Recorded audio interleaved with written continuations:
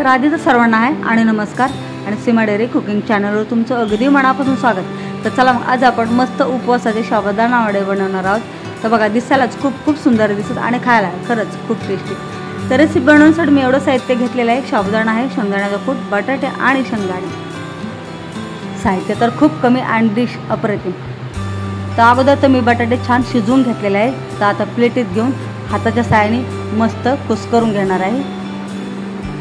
तर तुम्ही बघू शकता छान बटाटे कुस्करून घेतलेले आहेत। तर आता साबुदाणा याच्यामध्ये ॲड करू आणि साबुदाणा मी 2-3 तासासाठी भिजत ठेवला होता।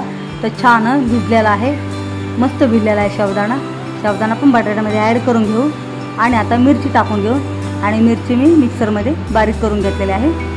तुम्ही कट करून पण टाकू शकता तुमच्या आवडीनुसार। तर आता शेंगदाण्याचा कूट टाकून घेऊ आणि शेंगदाणे मी अगोदर भाजून घेतलेले आहेत आणि नंतर मिक्सरमध्ये जाळलेले आहेत। तर आता थोडीशी हळद टाकू आणि चवीनुसार मीठ टाकून घेऊ आणि थोडासा जिरा पावडर पण टाकून घेऊ। आणि जर तुम्ही आपल्या चॅनलवर नवीन असताल, आत्तापर्यंत आपल्या चॅनलला सबस्क्राईब नसेल केलं तर नक्की प्लीज सबस्क्राईब करा, लाईक करा आणि शेअर पण करा। तर छान हे मिश्रण असं मळून घेऊ आणि आता थोडीशी कोथिंबीर टाकू।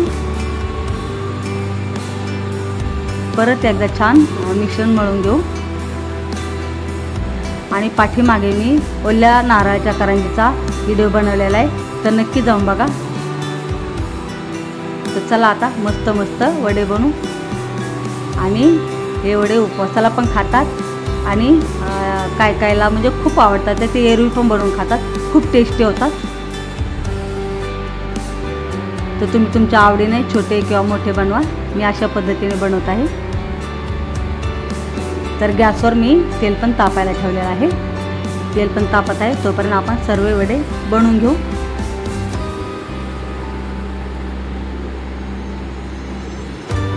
तर तुम्ही बघू शकता अशा पद्धतीने बनवलेले आहेत।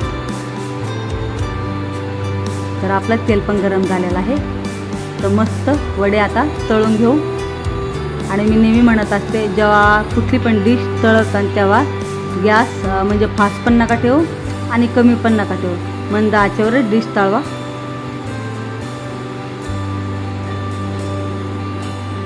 तर हे मस्त आपले उपवासाचे साबुदाणा वडे बनून तयार आहे।